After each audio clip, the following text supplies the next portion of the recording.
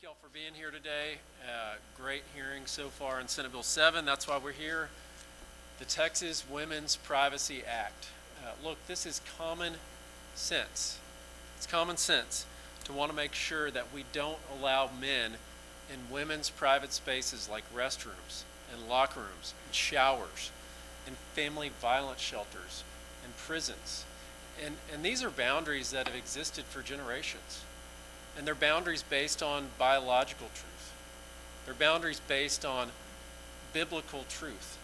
And so what this bill does is it restores those boundaries and makes them enforceable. And I authored and passed the Save Women's Sports Act. And we have many of you here today that helped get that done. We all know Riley Gaines, and we have our female athletes here as well.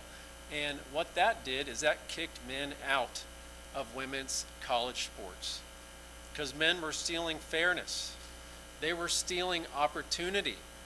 They were stealing victory. And as part of that, we heard Riley's story. And one of the things that she said really struck me. So Leah Thomas, not only did he steal that spot on the podium, he was in her locker room, naked, against her consent. Many of her teammates were upset. And so what this bill does is it fixes that, and it restores privacy in women's restrooms, locker rooms, and showers, the very thing that Riley has fought for. And now, of course, we have many advocates here with us today, and I'd like to turn it over for a little bit to Mary Elizabeth Castle. So thank you. Good afternoon, everyone. My name is Mary Elizabeth Castle. I'm Director of Government Relations for Texas Values. Today we heard Senate Bill 7, the Texas Women's Privacy Act, and I am excited to see that the Texas Legislature is moving quickly to pass important legislation to protect Texas women and girls. In the regular session, Texas proved that we know what a woman is. Now we will prove that you don't mess with Texas women in their privacy and dignity. Women's privacy and dignity is a non-negotiable.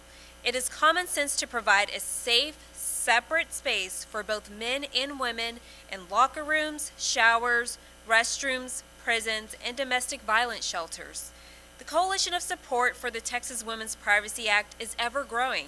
Groups that support it include Texas Values, Texas Pastors Council, American Principles Project, Patriot Mobile, Texas Family Project, Texas Eagle Forum, Moms for Liberty Texas, Moms for America, Alliance Defending Freedom Action, Independent Women's Voice, and so many more.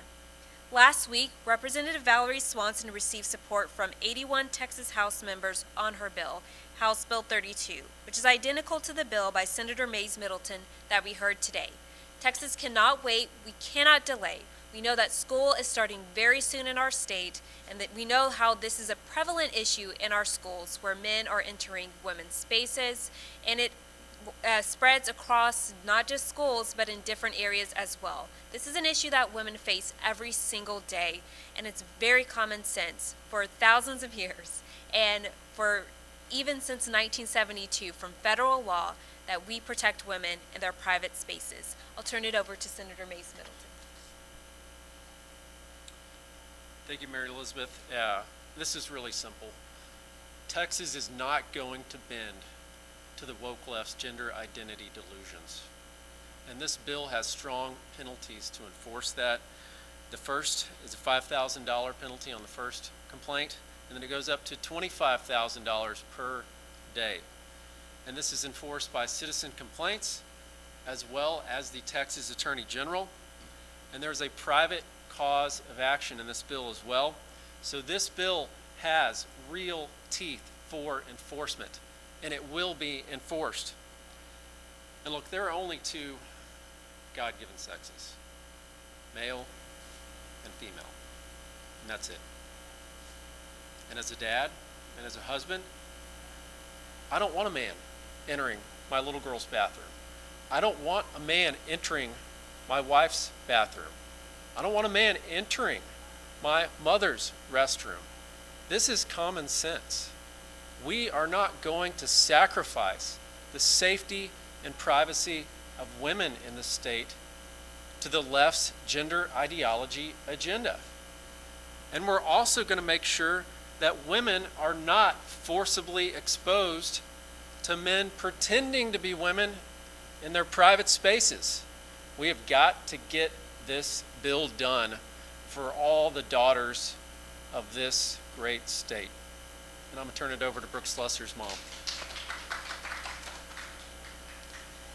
Hi, my name is Kim Slusser. I live in Denton, Texas, and Brooke really wanted to be here today, but she just moved, so she's moving in her apartment and getting things settled. So I'm here to represent myself because I also went through it, but her. And here to say that this Senate Bill 7, it has to pass. After everything that we went through at San Jose State University with my daughter Brooke on the volleyball team with a man without knowing it, it's hard for me not to get emotional. I don't want to get emotional about it, but I always say that the blast radius effect, I got it from a guy that writes a Substack, so it's not my words, it's his, is just immeasurable, because everybody always says it's just one man. It's just one man in your space. It's just one man on your team. It's just one man in your locker room. But the effect that that has is just astronomical. I am going to go back. That I wasn't planning on going off the cuff like that, but I do want to kind of read a little bit of what my thoughts were that I wrote, that I said in there. Brooke was forced to share intimate private spaces, including her apartment, hotel rooms, locker rooms, with the biological male. San Jose State never told her. She was never asked how she felt, and she certainly was never protected. Instead, she and her teammates were expected to stay silent. We're told, it's not your story. Conform and suppress their discomfort for the sake of someone else's inclusion. Even with that inclusion violated their privacy, fairness, and dignity. Brooke joined the Riley Gaines lawsuit in 2024, but some of you may not know she also has her own lawsuit with the Independent Council on Women's Sports against San Jose State University, against the Mountain West Conference, and also against 3 administrators at the school, including the head coach, who is still there, by the way. After joining the lawsuit, she felt targeted, isolated, and ultimately placed in harm's way. She became the subject of a plot at a game at Colorado State University.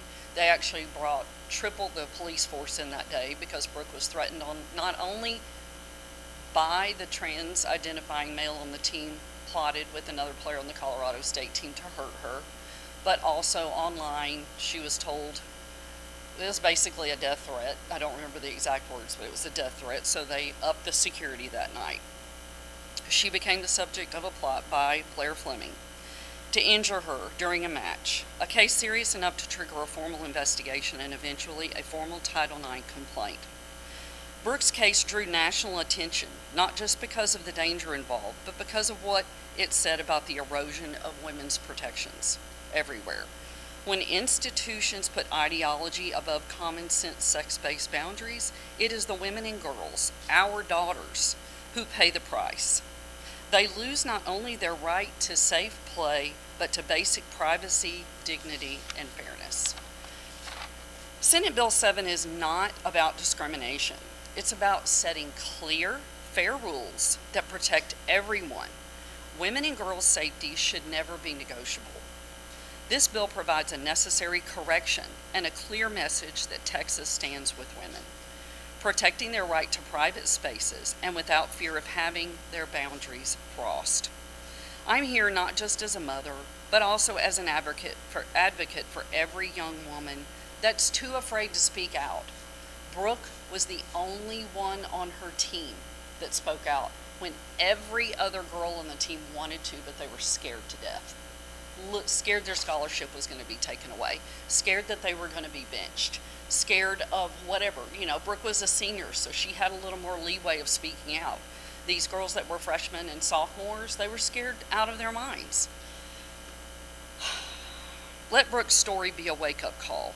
Girls in Texas deserve the right to privacy, safety, and fairness. Women and girls are counting on this bill to pass. Please don't let what happened to Brooke happen again. Thank you, and God bless.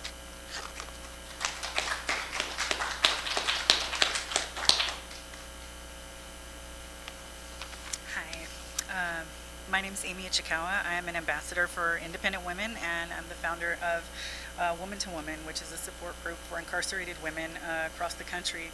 And Senate Bill 7 is extremely vital to the continuance of protecting females. Women and girls definitely need this in the state of Texas and nationwide, really.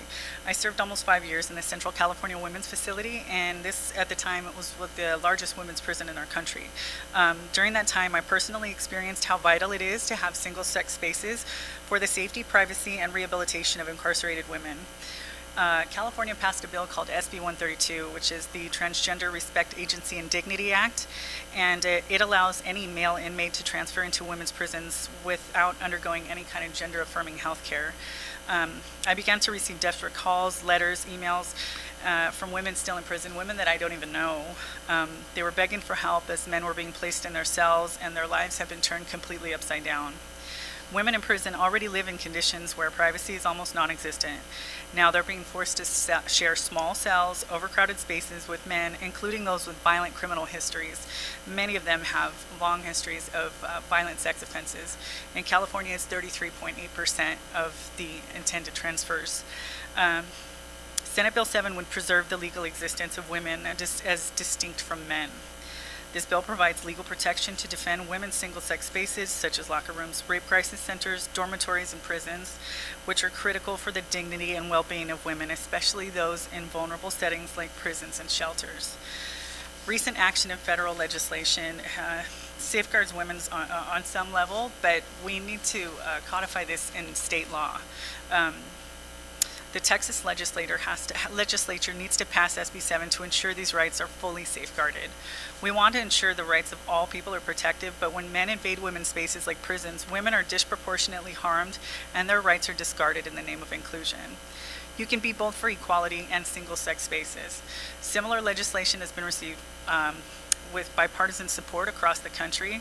Recent polling has shown that 91% of Americans agree when it comes to prisons, there are important reasons why they are separated by sex.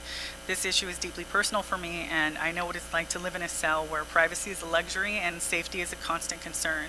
I know the fear of being unable to escape, of not being listened to when you ask for help, and I also know the importance of standing up for those who cannot stand up for themselves. So I really, really hope that the state of Texas will fully support this amazing bill.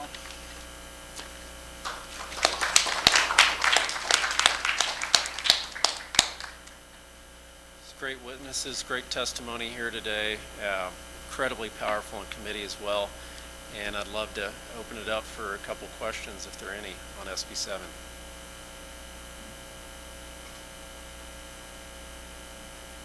Well, thank y'all for coming out today. I want to thank all the activists here that have shown up, taken the time, got here at 8 in the morning probably, or even earlier, all to support what we all know is common sense: safety and privacy for our women and children of Texas. And let's get this victory done for all the daughters of this great state.